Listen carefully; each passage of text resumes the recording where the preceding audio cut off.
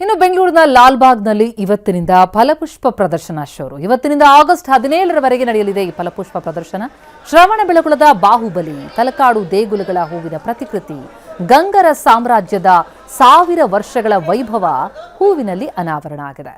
ಮಧ್ಯಾಹ್ನ 12 ಗಂಟೆಗೆ ಫಲಪುಷ್ಪ ಪ್ರದರ್ಶನಕ್ಕೆ ಸಿಎಂ ಡಿಕೆ ಶಿವಕುಮಾರ್ ಚಾಲನೆ ಕೊಡ್ತಾರೆ.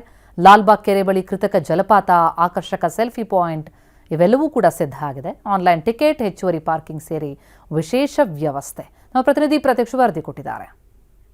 ಬೆಂಗಳೂರಿನ ಸಸ್ಯಕಾಶೆ ಎಂದೇ ಕರೆಯಲ್ಪಡುವಂತಹ ಲಾಲ್ಬಾಗ್ನಲ್ಲಿ ಸ್ವರ್ಗವೇ ಕೆಳಗೆ ಇಳಿದಿರುವ ರೀತಿಯಲ್ಲಿ ಭಾಸ ಆಗ್ತಿರುವಂಥ ಸದ್ಯ ದೃಶ್ಯಾವಳಿಗಳಲ್ಲೂ ಸಹ ನಾನು ನಿಮಗೆ ತೋರಿಸ್ತಾ ಹೋಗ್ತಾ ಇದ್ದೀನಿ. ಸ್ವಾತಂತ್ರ್ಯ ದಿನಾಚರಣೆ ಅಂಗವಾಗಿ ಆಗಸ್ಟ್ 6ರಿಂದ ಅಂದರೆ ಇಂದಿನಿಂದ ಆಗಸ್ಟ್ 17ರವರೆಗೂ ಸಹ ಫಲಪುಷ್ಪ ಪ್ರದರ್ಶನ ನಡೀತಿರುವಂಥದ್ದು ಸದ್ಯ ದೃಶ್ಯಾವಳಿಗಳಲ್ಲೂ ಸಹ ನಾನು ನಿಮಗೆ ತೋರಿಸ್ತಾ ಇದ್ದೀನಿ. ಈ ಬಾರಿಯೂ ಸಹ ವಿಭಿನ್ನವಾಗಿ ಕರ್ನಾಟಕದ ಇತಿಹಾಸವನ್ನು ತೋರಿಸುವಂತಹ ಕೆಲಸ ತೋಟಗಾರಿ ಇಲಾಖೆಯಿಂದ ಆಗ್ತಿರುವಂಥದ್ದು.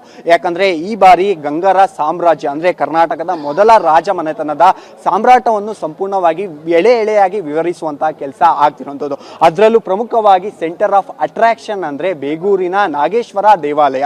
ಈ ದೇವಾಲಯವನ್ನು ಪ್ರಮುಖವಾಗಿ ಸೆಂಟರ್ ಆಫ್ ಅಟ್ರಾಕ್ಷನ್ ಅಂದ್ರೂ ತಪ್ಪಾಗಲ್ಲ. ಇದರ ಜೊತೆಗೆ ಅವರ ಪ್ರಮುಖ ಆರಾಧ್ಯ ದೈವ ಆದಂತಹ ಸೂರ್ಯ ದೇವ ಅವರ ಪುತ್ಥಳಿಯನ್ನು ಸಹ ಇಲ್ಲಿ ಇಟ್ಟಿರುವಂಥದ್ದು. ಇದರ ಜೊತೆಗೆ ನೀವು ನೋಡ್ತಾ ಇರ್ಬೋದು, ಇಲ್ಲಿ ಪ್ರಮುಖವಾಗಿ 34 ಲಕ್ಷ ಹೂಗಳ ಬಳಕೆ ಆಗಿರುವಂಥದ್ದು. ಅದರಲ್ಲೂ 15 ಲಕ್ಷದಷ್ಟು ಹೂಗಳನ್ನು ಲಾಲ್ಬಾಗ್ನಲ್ಲೇ ಪ್ರಮುಖವಾಗಿ ಬೆಳೆದು ಇಲ್ಲಿ ಅನಾವರಣ ಮಾಡಿರುವಂಥದ್ದು. ಇದರ ಜೊತೆಗೆ ಬೇರೆ ದೇಶಗಳಿಂದನೂ ಸಹ ಬಂದಿರುವಂಥದ್ದು. ಅಮೆರಿಕ, ಇಂಡೋನೇಷಿಯಾ ಸೇರಿ 4 ದೇಶಗಳಿಂದನೂ ಸಹ ಸರಿಸುಮಾರು 10 ಲಕ್ಷಕ್ಕಿಂತ ಹೆಚ್ಚು ಹೂಗಳನ್ನು ಸಹ ಇಲ್ಲಿ ಬಳಕೆ ಮಾಡಿರುವಂಥದ್ದು. ಇದರ ಜೊತೆಗೆ ಗಂಗರ ಕಾಲದಲ್ಲಿ ಯಾರ್ಯಾರು ಆಳ್ವಿಕೆ ಮಾಡಿದ್ದಾರೆ ಅವರ ಸಂಪೂರ್ಣ ವಿವರವನ್ನು ಸಹ ಇಲ್ಲಿ ಅನಾವರಣ ಮಾಡಿರುವಂಥದ್ದು. ಇದರ ಜೊತೆಗೆ ಕ್ರಿಸ್ತ ಶಕ 936ರಲ್ಲಿ ಮಾನಸ ಸ್ತಂಭ ಏನು ಗಂಗರ ಕಾಲದಲ್ಲಿ ಮೂಡಿ ಬಂದಂತಹ ಮಾನಸ ಸ್ತಂಭ ಏನಿದೆ ಅದೇ ರೀತಿಯಲ್ಲಿ ಇಲ್ಲಿ ಹೂವಿನ ಮುಖಾಂತರವಾಗಿ ಇಲ್ಲಿ ಅನಾವರಣ ಮಾಡಿರುವಂಥದ್ದು. ಸದ್ಯ ದೃಶ್ಯಾವಳಿಗಳಲ್ಲೂ ಸಹ ನಾನು ನಿಮಗೆ ತೋರಿಸ್ತಾ ಇದ್ದೀನಿ. ಅವರ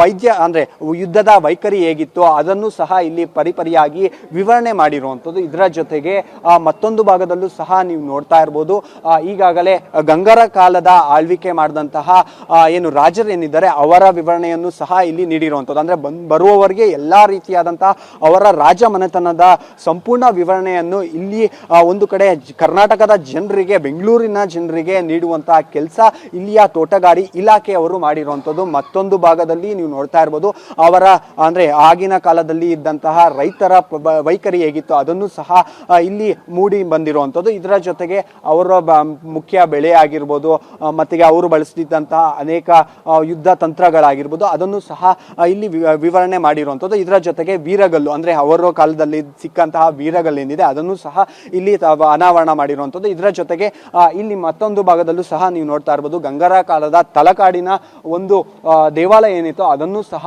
ಅದೇ ರೀತಿಯಾಗಿ ಅಂದ್ರೆ ಅಲ್ಲಿಯ ಕಾಲದ ದೇವಾಲಯ ಹೇಗಿರುತ್ತೆ ಅದೇ ರೀತಿಯಾಗಿ ಇಲ್ಲೂ ಸಹ ಅನಾವರಣ ಮಾಡಿರುವಂಥದ್ದು. ಇದರ ಜೊತೆಗೆ ರಾಜಮನೆತನಗಳು ಎಷ್ಟು ಜನ ಆಳ್ವಿಕೆ ಮಾಡಿದ್ದಾರೆ, ಅವರ ಸಾಧನೆಗಳೇನು ಅದನ್ನು ಸಹ ಸಂಪೂರ್ಣವಾಗಿ ವಿವರಣೆ ಮಾಡುವಂತಹ ಕೆಲಸ ಮಾಡಿರುವಂಥದ್ದು. ಅಂದ್ರೆ ಇದು ಪ್ರತ್ಯೇಕವಾಗಿ ಗಂಗರ ಸಾಮ್ರಾಜ್ಯದ ಅರಸ ಏನಿರ್ತಾರೆ ಮಹಾಮಂತ್ರಿ ಚಾವುಂಡರಾಯ ಕೆತ್ತಿಸಿರುವಂತಹ ಗೊಮ್ಮಟೇಶ್ವರ ಮೂರ್ತಿ ಇದು. ಇದನ್ನು ಸಹ ಜನರಿಗೆ ಯಾವ ರೀತಿಯಾಗಿ ಅಲ್ಲಿ ಅಂದ್ರೆ